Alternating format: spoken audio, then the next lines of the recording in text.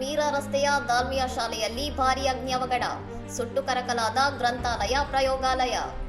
ಮಹಾರಾಷ್ಟ್ರದ ಪಾಲ್ಘರ್ ಜಿಲ್ಲೆಯ ಮೀರಾ ರಸ್ತೆಯಲ್ಲಿರುವ ದಾಲ್ಮಿಯಾ ಶಾಲೆಯ ಮೇಲಿನ ಮಹಡಿಯಲ್ಲಿ ಬುಧವಾರ ಬೆಳಗ್ಗೆ ಸಂಭವಿಸಿದ ಭಾರೀ ಅಗ್ನಿ ಅವಘಡದಿಂದಾಗಿ ಶಾಲೆಯ ಮೂಲಸೌಕರ್ಯಗಳಿಗೆ ಅಪಾರ ಹಾನಿಯಾಗಿದೆ. ಬೆಳಿಗ್ಗೆ 6 ಗಂಟೆ ಸುಮಾರಿಗೆ ಶಾಲೆಯ ಸಭಾಂಗಣದಲ್ಲಿ ಕಾಣಿಸಿಕೊಂಡ ಬೆಂಕಿ ನಂತರ 6ನೇ ಮಹಡಿಯ ಬ್ಯಾಟರಿ ಬ್ಯಾಕಪ್ ಕೋಣೆಗೆ ವ್ಯಾಪಿಸಿ ಗ್ರಂಥಾಲಯ, ವಿಜ್ಞಾನ ಪ್ರಯೋಗಾಲಯ ಮತ್ತು ಹಲವು ತರಗತಿ ಕೊಠಡಿಗಳನ್ನು ಆವರಿಸಿಕೊಂಡಿದೆ. ಶಾಲಾ ಆಡಳಿತ ಮಂಡಳಿಯು ಎಲ್ಲಾ ವಿದ್ಯಾರ್ಥಿಗಳು ಮತ್ತು ಸಿಬ್ಬಂದಿಯನ್ನು ಸಮಯ ಪ್ರಜ್ಞೆಯಿಂದ ಸುರಕ್ಷಿತವಾಗಿ ಸ್ಥಳಾಂತರಿಸಿದ್ದರಿಂದ ಈ ಭೀಕರ ಘಟನೆಯಲ್ಲಿ ಯಾವುದೇ ಪ್ರಾಣಹಾನಿ ಅಥವಾ ಗಾಯಗಳು ಸಂಭವಿಸಿಲ್ಲ.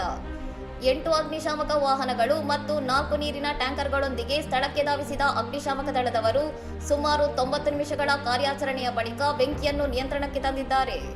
ಕಟ್ಟಡದ ಮೇಲಿನ ಮಹಡಿ ಸಂಪೂರ್ಣವಾಗಿ ಜಖಂಗೊಂಡಿದ್ದು, ಅಗ್ನಿಶಾಮಕ ಸಿಬ್ಬಂದಿ ತಂಪಾಗಿಸುವ ಕಾರ್ಯಾಚರಣೆಯನ್ನು ನಡೆಸುತ್ತಿದ್ದಾರೆ.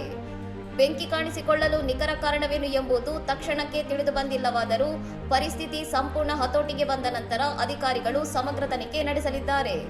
ಇನ್ನಷ್ಟು ಸುದ್ದಿಗಳಿಗಾಗಿ ನೋಡ್ತಾ ಇರಿ ಸೌರಂ ಟಿವಿ.